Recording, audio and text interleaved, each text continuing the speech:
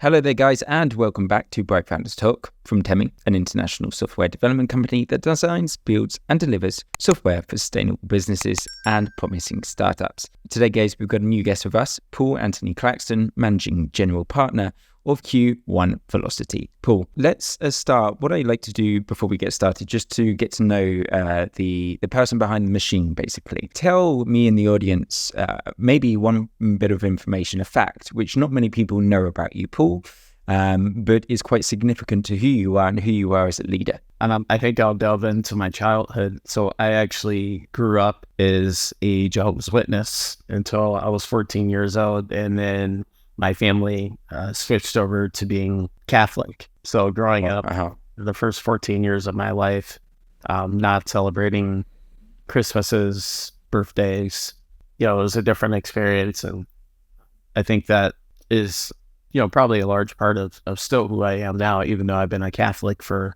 the majority of my life. I'm 42 now. So, kind of not being a part of mainstream is very much so the life of an entrepreneur, making that, so to speak. And very much so, when I would go to school as a kid, I was always kind of that lone wolf because, I wasn't allowed to say the Pledge of Allegiance. I wasn't allowed to attend birthday parties, and kids would ask me why. And, so it's like, wow, you get used to that, right? So I think that's contributed a lot to who I am now. Really interesting. Paul, how do you see that on a daily basis at work? Do you see that this kind of influence has an impact, or positive or negative? Overall, it's been positive for me. Nice. Good. Okay. Let's, before we get into the world of everything that you're doing at Q1 Velocity, I want you to give us a few sentences. What exactly is Q1 Velocity and what is your mission? Q1 Velocity is a $20 million pre-seed AI venture investment fund. So we invest in early stage startups. We invest with a diversity-led focus. That means if we had 10 startups and 3 of them were underrepresented founders, we would give a first look or first right to consider representing those startups before the other ones. Mm-hmm. That doesn't mean that we would only look at underrepresented founders. It just means that when we're doing our due diligence, that we'll look at those handfuls of underrepresented founders first. So yeah, $20 million pre-seed AI fund. We're also an impact investment fund. So that means that we invest in companies that are building AI products and solutions. They have to be building AI products and solutions. They can't be like a social media company with generative AI. Mm-hmm. Wrapped around it, right? Buttoned up around it. They have to actually be building an AI product, service, or solution that solves a real world impact, right? Or makes a real world impact, or mitigates something that we're all dealing with in society, right? It could be pollution.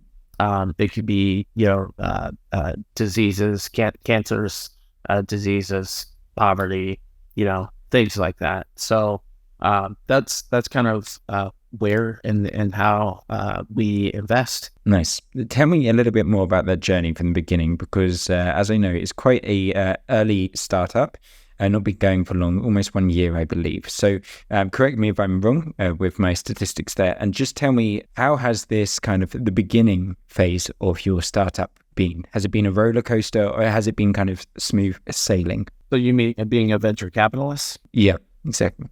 Kind of the beginning stages of, well, I've been in venture capital for like 4 years. So it's not something, generally speaking, venture capital isn't something that you dive into without any exposure. Mm-hmm. Generally what I see people do is they pick up an internship or a fellowship or a venture partner with some firm where they can kind of get, early stage exposure, right? They're an associate at a firm, or they do maybe even, they have their own business and they form a partnership with another venture fund, or maybe they're an angel investor and, they participate in a SPV, a special purpose vehicle, or, a syndicate deal with a larger VC firm, and they kind of learn and they follow and they tail back, that particular venture firm. And then they say, okay, starting to understand a little bit more about the venture firm industry, the venture capital industry. I think this is something, I want to go and build my own firm. So I worked for $100 million VC firm.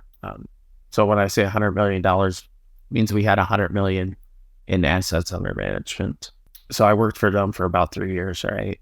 And then just in December last year, I went off on my own. I said, I think I've been in the industry for 3 years. I think it's time for me to start my own fund. So it's going well. I would say if there were any, ups and downs, it's been an interesting year for all of us, with some of the conflict going on in the world.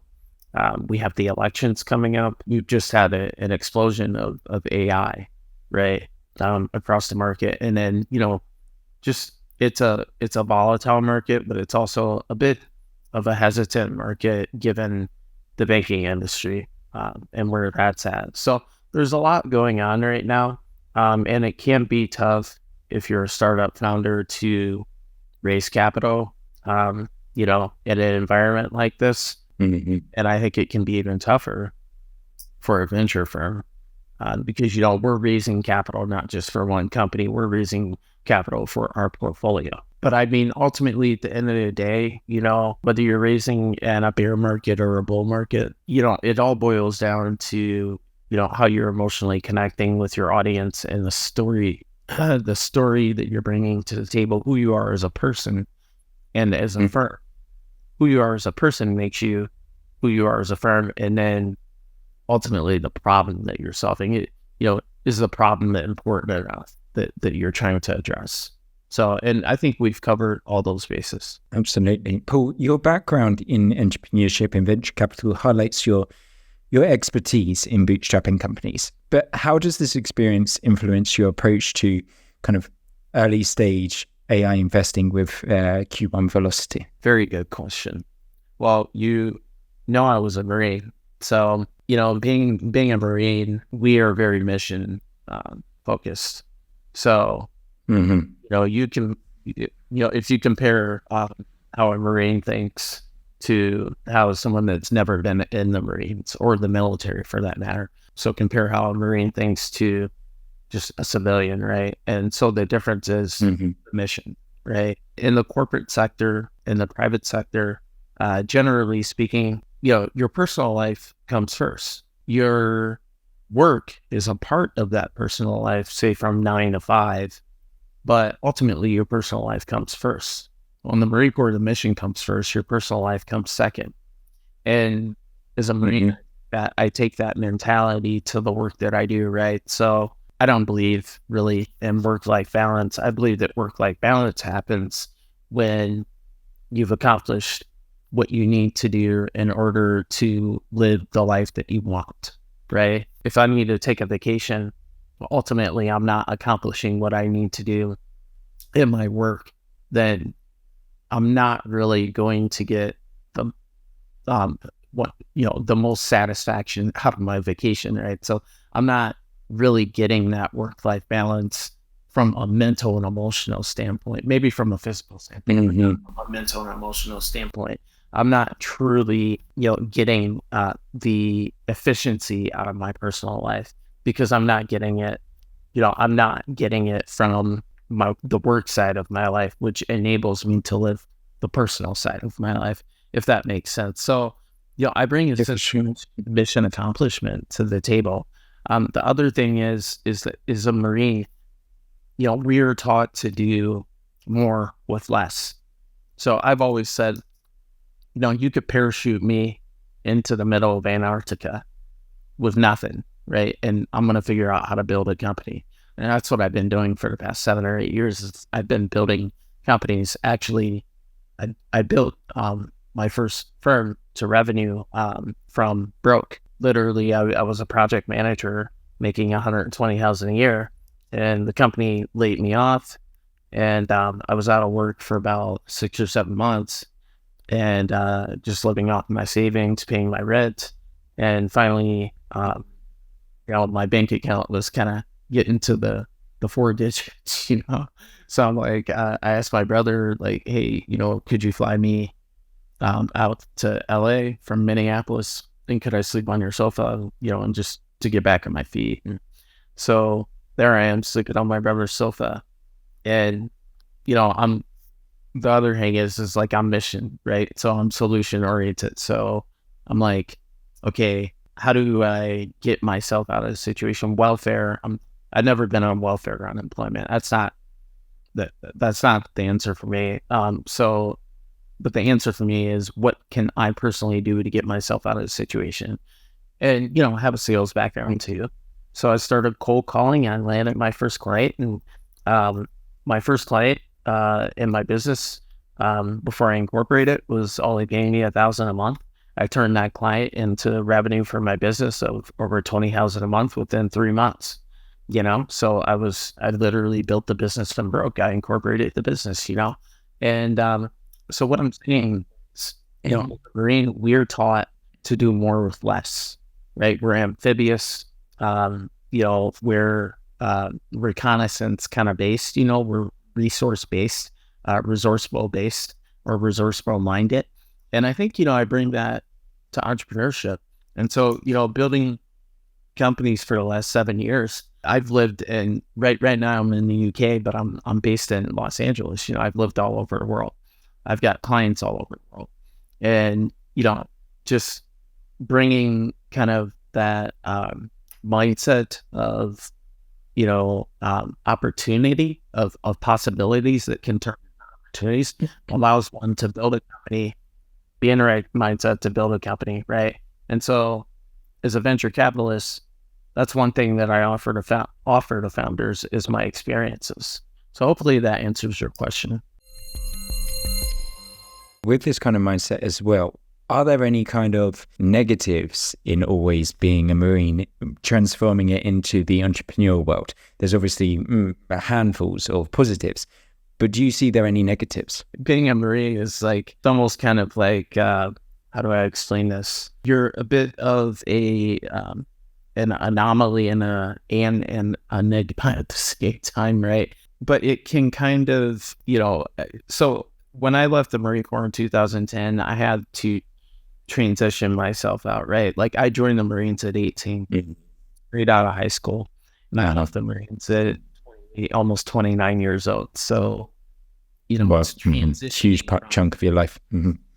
Yeah, it's like, when I'm 18, like I've never had a real job.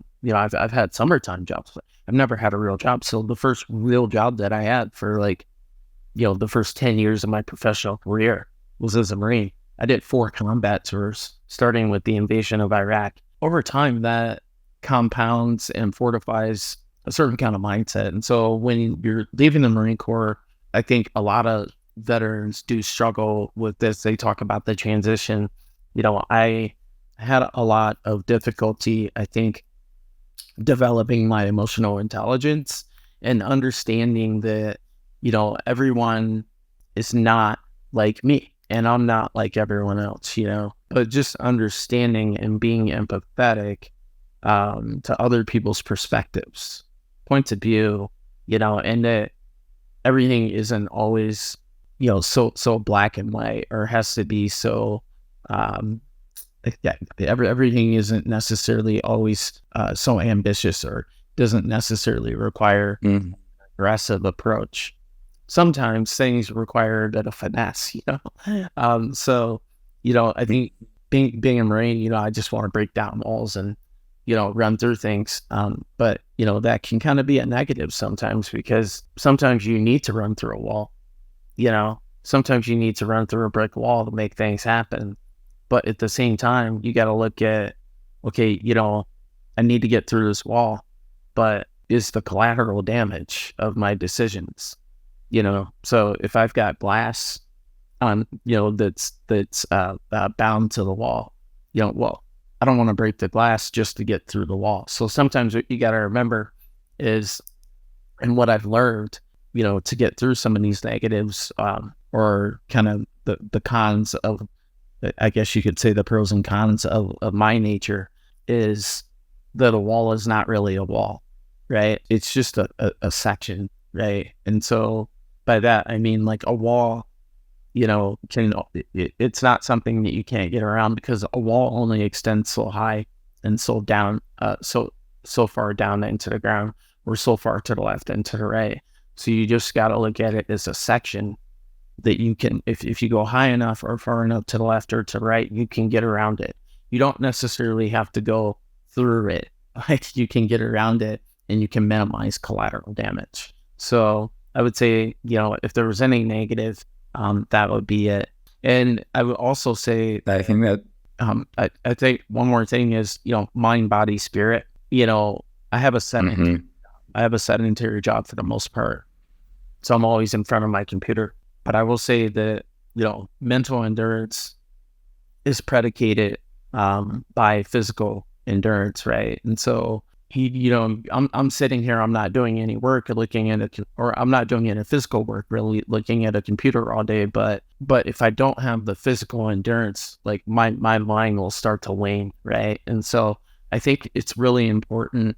So we talk about work-life balance. Part of work-life balance doesn't just mean time off, but it means taking care of yourself. So I train a lot.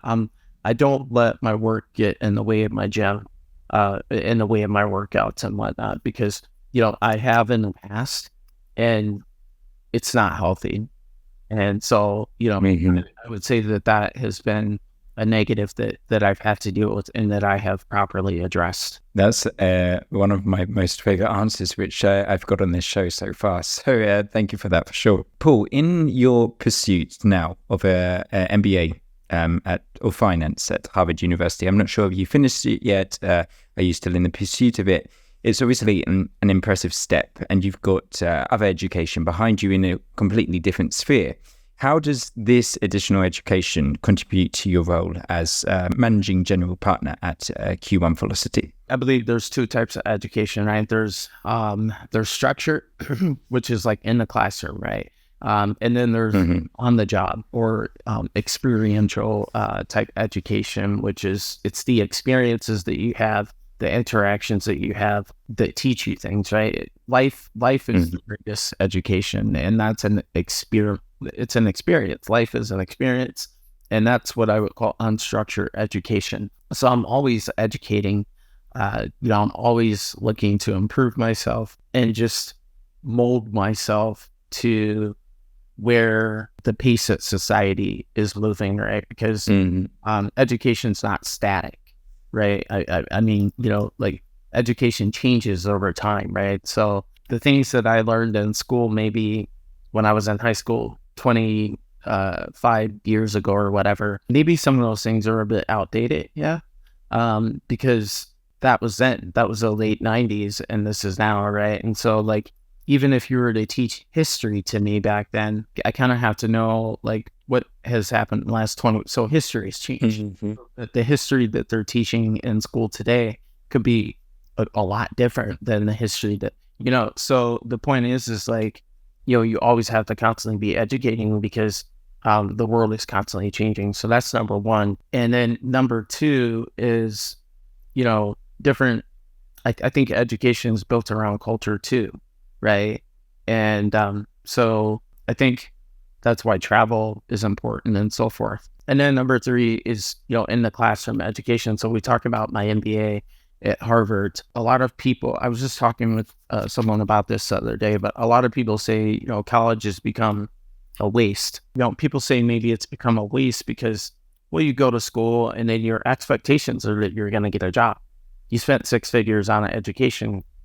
I'm going to get a job. And then when that job doesn't happen, or maybe you get laid off or whatever, and, you have problems paying that tuition back. And so you see it as kind of a waste. And I don't think it's a waste. I think that the classroom education, college education will always be beneficial and valuable.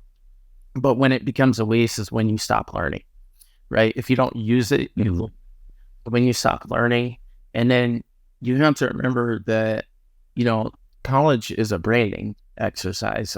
That's one reason why I chose Harvard, because I see it as a branding addition to your resume, to your personal background. Sure. I want the highest quality. That's why I chose the Marine Corps, because I wanted to be a part the Marine Corps is widely regarded as the toughest. It's the premier branch of the military. Everybody knows who Marines are, right? We know it's the toughest branch. We have the toughest training. We go anywhere. We do anything. That's why I chose venture capital, because I don't want to just build a company. I want to build multiple companies, and I want to do it at the highest levels, right? And so that's why I chose Harvard, because it's quality. It's the highest level, right? And so I am still pursuing my MBA. It's, like I said, it's a continuous thing.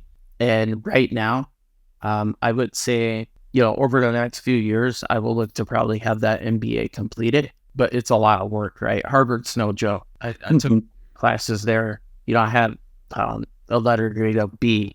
But I'm telling you, I was like halfway across the world. And so my classes were like, they were like 8 p.m. Boston time, right? But where I was at across the world, it was like at 2 or 3 a.m. So I'm running my during the day. I'm running my business, doing the entrepreneur thing during the day.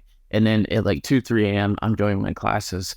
And I mean, it was brutal. So I got to make sure that I have time for an intense curriculum like that, because Harvard is not your average school.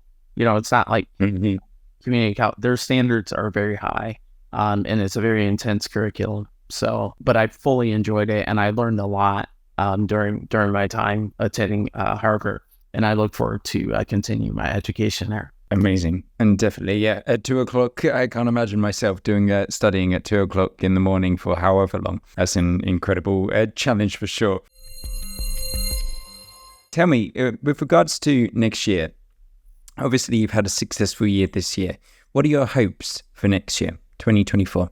My hopes for next year, I think that's the beauty of entrepreneurship is, and that's just the beauty of life in general, is that, you don't chase opportunities. What you do is you build relationships, and you create you look for possibilities, and some of those possibilities turn into opportunities. So I would say right now, there are a lot of possibilities and some are turning into opportunities, and some of those opportunities will proliferate into even bigger opportunities. I would say ultimately my hope is to just follow through and, see some of these things, come to fruition, because I'm a serial entrepreneur. I've got my VC firm. I've got Reciprocity, one of my professional services firms. We just won a contract with the U.S. Army, my professional services firm. So we just won a cybersecurity contract with the U.S. Army.